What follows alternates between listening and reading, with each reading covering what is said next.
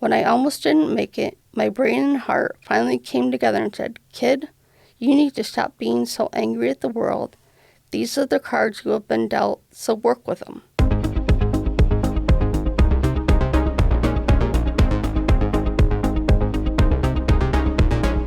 Welcome to the Telling It Our Way podcast. I'm Becca. And I'm JoRita. In this podcast, we bring you stories by disabled people about disabled people. Stories from the daily lives of self-advocates with intellectual and developmental disabilities. We are disabled people with complicated lives. We do not want your pity, and we are not here to inspire you. That's right. This is not inspiration porn.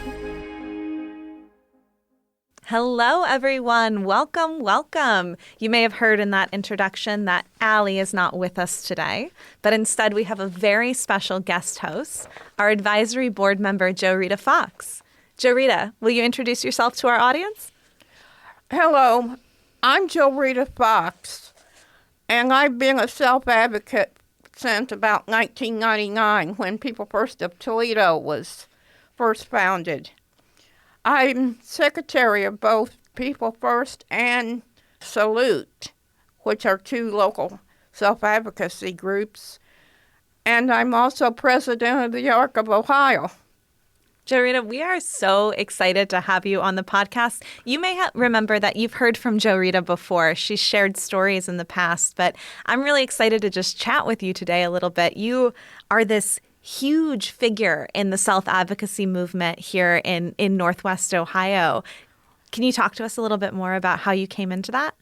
Well, when I moved to Toledo, I came up for a job. The people, or the school that I was employed at, they knew about my disability when they hired me. But then as the school year went on, they fired me because of it. And I just morphed from my working to support groups to volunteering. And then after I volunteered for 25 years and had to get my elbow replaced, I didn't want to go back to volunteering again. So I got into the self-advocacy movement. I mean, I think that story resonates so well with our topic today. So today we're talking about confidence. And we have two stories here of people who I think have some similar experiences to yours, where they've had something that kind of knocked back their confidence and then are going to tell us about how they found it again. But before we jump into those stories, I want to hear a little bit more from you, JoRita. What makes you feel confident? Well, I feel the most confident when I'm doing something that I enjoy, that I'm good at. And if I have to pick one particular activity, it would probably be writing the minutes for my People First and Salute meetings, because I really enjoy doing that. It's a lot of responsibility. I have to take good notes, and sometimes I have to go back and look at the presentations from that month, what we talked about, but I always manage to get them done, and it makes me feel real good when I do. Yeah. And I mean, because I know you, JoRita, I also know that it's important for you to be of service to people. And is that something that gives you confidence too? Oh, yes. When I moved into Astor House in March of 21, I was working with two broken femurs, and I was very, very sore. And I was scared to death that I would be seen as irrelevant, that I wouldn't be able to do the activities and the jobs that I've been used to doing. But that hasn't happened. Yeah, right. As I stated earlier, I'm president of the Arc of Ohio, and we just had our national convention in Columbus, and I even introduced the governor. I would say, JoRita, you are the farthest thing from irrelevant. But I think that's such a good point, right? That we get confidence from making contributions. And so I did a little bit of research around confidence and intellectual and developmental disability. And it seems like, in general, the research says that people with IDD experience lower self-esteem than their non-disabled counterparts. A study from 2012 from Patterson and colleagues found that this is usually linked to when people experience stigma, right? Which makes sense. If somebody has a low opinion of you, you start to internalize that and have a low opinion of yourself. And I think we talk a lot on this show about how there are often these really low expectations for people with disabilities. And when you don't think that someone can succeed, you don't give them an opportunity to try. And of course, that leads to this low self-confidence. And so I wonder, does that impact any of your thinking around confidence, especially thinking about how committed you are to the self-advocacy movement? Well, when I was a young girl, and I was born back in 1954, there was a lot of stigma about people with disabilities. We were treated as second-class citizens. I had lots of problems with, and I even had issues with my own family. But as I got older, I realized that God had given me talents and abilities that I was still discovering. Through that, I got into the advocacy movement, and that has empowered me to fight for the things that I feel are important.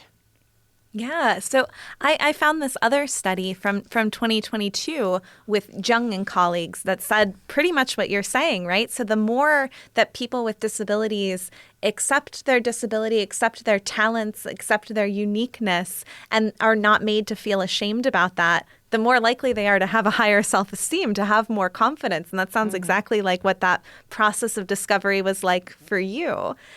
So yeah, I mean, I think that resonates really nicely. But now I think I'd like to hear a story. So we're going to turn it over to Ellison. And Ellison is going to share a story about how an experience with a catastrophic illness really transformed how she thought about herself and the people around her. So let's listen. My name is Ellison Weber, and I was born in 1977, 4 weeks early. I didn't have the ability to suckle and had low muscle tone.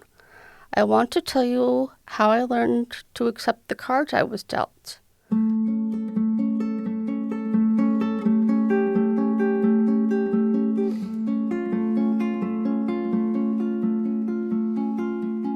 "13 years ago, I got very sick.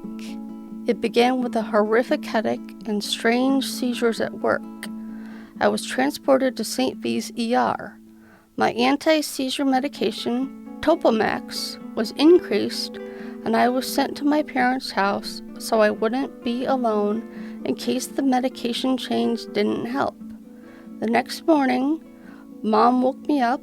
I went to take a step, and I collapsed. I was completely paralyzed on my left side, and I'm a lefty. I was transported to UTMC's ER.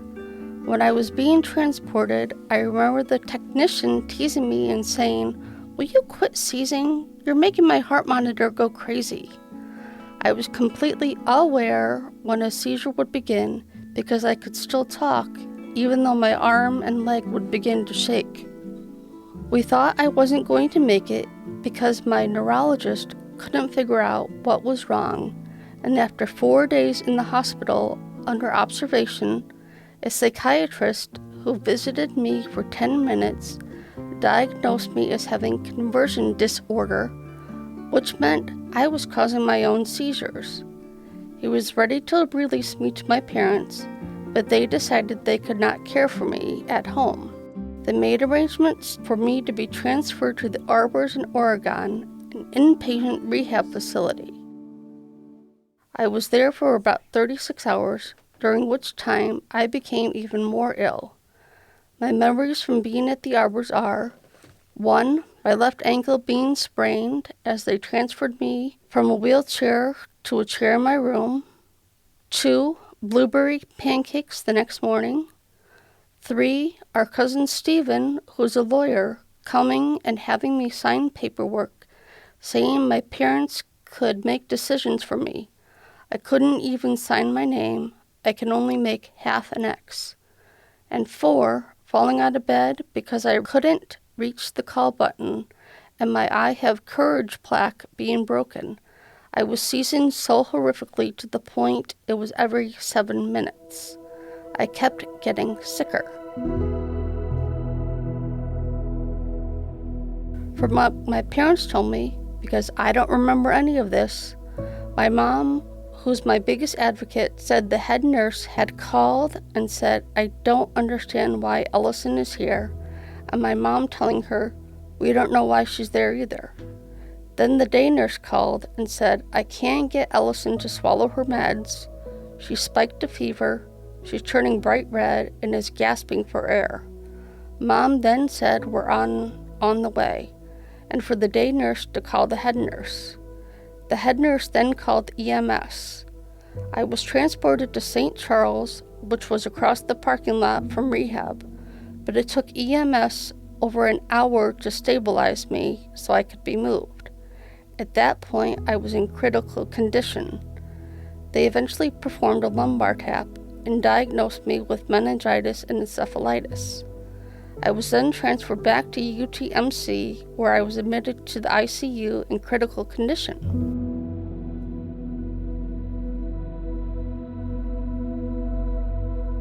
Let me tell you a little bit more about myself.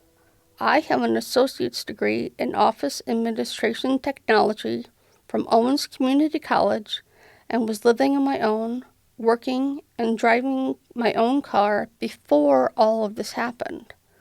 I was blessed with a wonderful memory and was actively involved with the Village Players Theater. I would help with props and was the data entry demon for the season subscription database since I can type over 50 words per minute. Often, my dad was on stage and I'd help him rehearse lines. It got to the point where one of the running jokes at rehearsal was, we don't need a book holder, we have Ellison. I had the script memorized and knew everybody's parts. I can also name that tune and a few lyrics or from first lines of songs. I was in the ICU in critical care for 4 days until I was transferred to the neuro unit where I had originally spent 4 days. I then moved to inpatient rehab for an additional 10 days where I participated in both physical therapy and occupational therapy. Just getting showered, dressed, and eating were challenges and became therapy. One of the only things I remember was my parents brought my fur child Annabelle up for a couple of visits. I was absolutely overjoyed because music and puppies make me happiest. After a full month, I came home using an old-time walker complete with sweaty balls. Over the next year, I went through physical therapy, occupational therapy, speech therapy, and finally learned how to drive again, all thanks to the helpful folks at UTMC. I couldn't do anything, and it was extremely frustrating because I'd gone from being completely independent to having to depend on everybody. I had lost my long-term memory, I couldn't remember growing up, and it was very frightening and frustrating.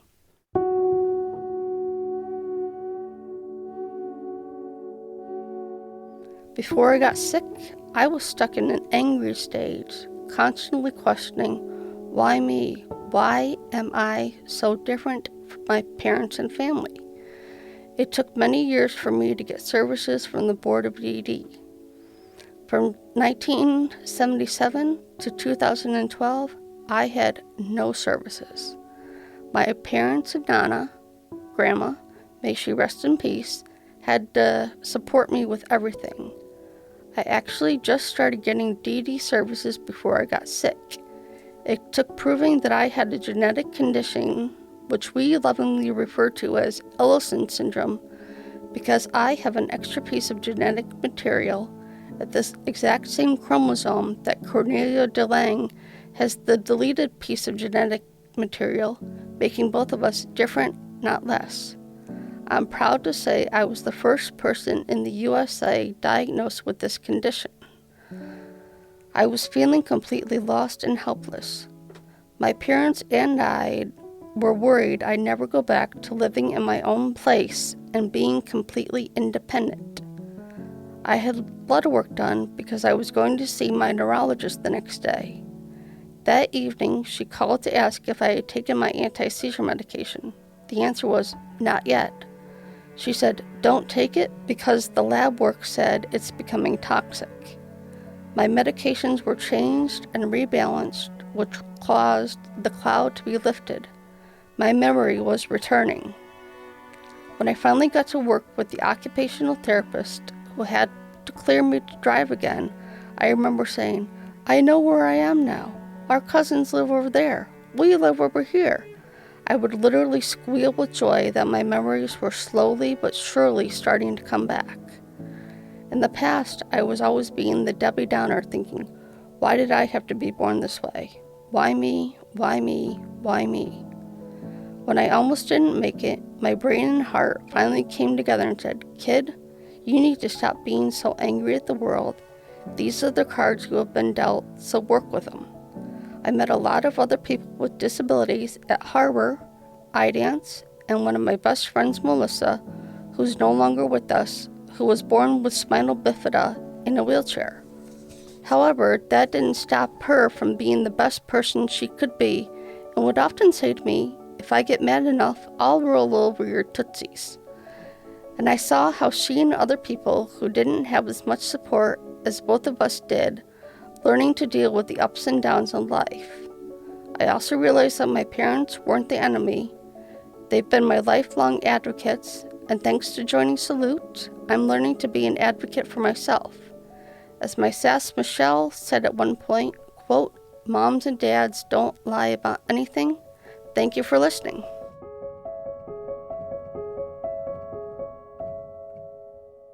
So I think there's so much to take from Ellison's story here, talking about the way that she kind of really changed how she thought about herself, right? This was really, there's the physical changes that she went through experiencing this illness, but really it was this turn where she talks about being angry with the world as a person with a disability and about how this experience kind of changed that for her. And she started to think more positively about herself and the people around her. But what did you think about the story, JoRita? Well, I thought it was a very good story, and I think it took a lot of courage on Ellison's part to tell it. I know she was very angry at times, and I can relate to that because I felt I was always trying to prove myself. Mm. And there was one point in time where when I was volunteering at what was then MCO, I was encouraged to go for a part-time patient information position. And I applied for it and passed the civil service test, but I found out that I would have lost all my benefits. Mm. And this was many years ago. This was when things were a lot different than they are now. But I threw darts at the walls for some time. And then I realized that when you throw darts, the only thing you get are holes in the wall. Yeah.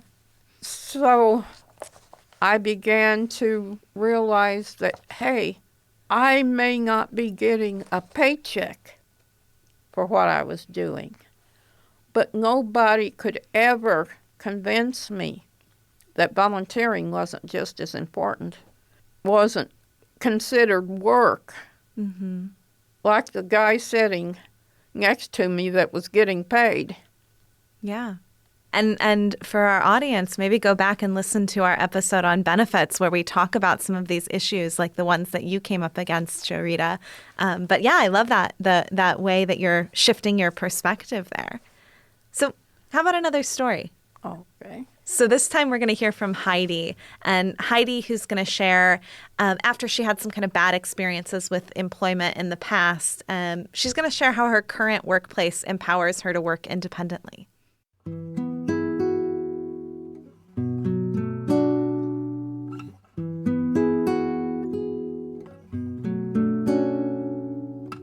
I had my first stroke back in 2003. After my first stroke, I was having trouble with my speech. Once I got out the sentence, I'm good. But starting out, it's hard. Sometimes I know that people try to help me out with my thoughts. That's the worst. Like sometimes having a hard time figuring out what I want to say quickly. I don't say it quickly. They will try to help me out. So Mom encouraged me to do things through my music. So then I started writing music. I haven't gotten anything recorded, and I really want to do that just because finding somebody that will do that, it's hard. The last song I wrote was about going to the Cleveland Clinic and getting a second chance and working hard at keeping an open mind on things. Music wasn't a thing before my stroke. Now they say that writing music is stimulating, and I'm like, yeah, find me a recording studio. Back in 2020, during the COVID-19, I had another acute stroke. That was very difficult. I went through several months of rehab.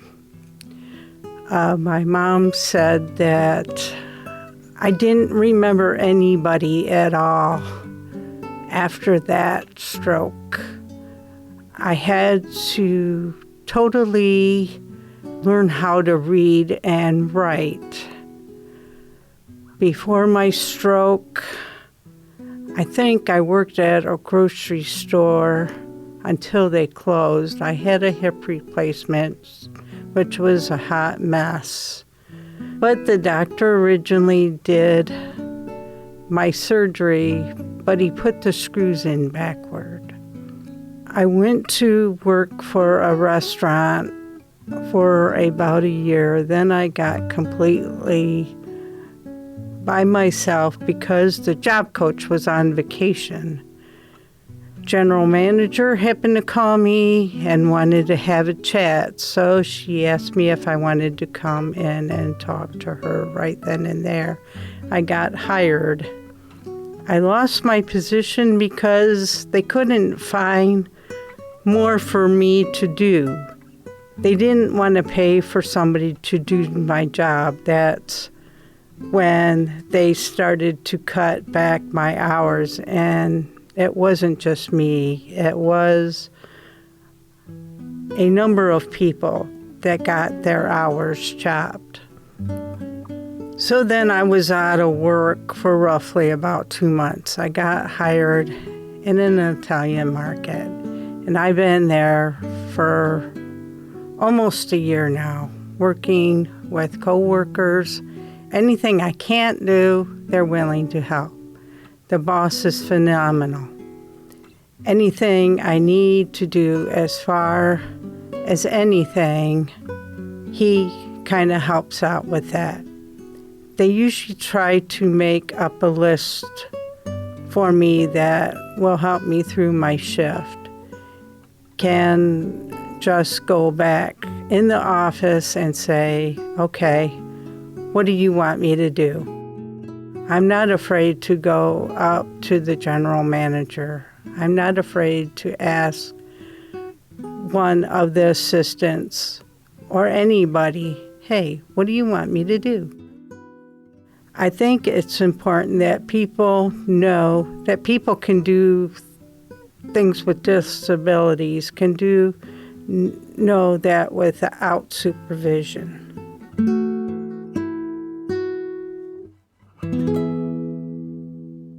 All right. right. So this was Heidi's story. And again, I think there's like so much here that we could unpack about kind of these low expectations that she experienced at one workplace, and then the way that having the people around you believe in you can really change your own mindset too. What did you think about Heidi's story, JoRita? Oh, I thought it was very, very good. And it showed how someone could go through negative experiences and really have a lot of issues in the employment world and still come out on top. Yeah, that's right. That's right. You have to, as I say in some of my speeches and stories, you have to keep on keeping on. Yeah, right. There's a lot about resilience here. Absolutely. And I think actually our next episode is going to be dedicated to employment. So we're going to talk a little bit more about some of these issues soon. But I wanted to just talk a little bit about how there's a lot of research that talks about how work and paid work specifically is a really huge factor for a lot of people with disabilities in terms of how they perceive themselves, right? And in terms of self-esteem and self-confidence. And we know that that's true, but the employment rate is really bad for people with developmental disabilities. The National Core Indicator says only 15% of people with intellectual and developmental disabilities have paid work in their communities. I think that probably goes back to employers being leery of people with disability and whether or not they can do the job, how much it will cost to give them accommodations. Yeah, all that stigma and stereotypes. And like we talked about at the beginning, when people are fed this stigma, it impacts how they see themselves. And it's just this vicious cycle, right? And we can make that into a better cycle, right? If we believe in people, if we commit to this idea that people are competent and people are able to do the things that they set their minds to, then that creates a different set of circumstances, right? Yes. You have to believe in yourself, and you have to have the courage to go after whatever it is that you want and stick to it. You might not achieve it the first time or even the second time, but get up and dust yourself off and try it the third time. The third time might be the charm. And that is a great place for us to land this episode. So, JoRita, is there anything else you want to say before we go? Well, I just thank you for inviting me. And I hope that we have educated our listeners and given them something to think about. I think we definitely have. And you're welcome back anytime, JoRita.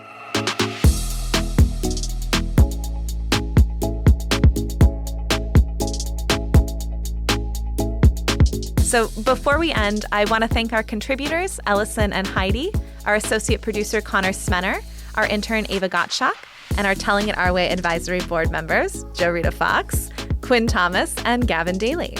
And special thanks to WGTE and our producer, Chris Pfeiffer. To access transcripts for this show and any other show notes, please visit wgte.org/ourway. I'm JoRita Fox. And I'm Becca Monteleone, and you've been listening to Telling It Our Way. WGTE. Voices around us. WGTE is supported in part by the American Rescue Plan Act funds allocated by the City of Toledo and the Lucas County Commissioners and administered by the Arts Commission.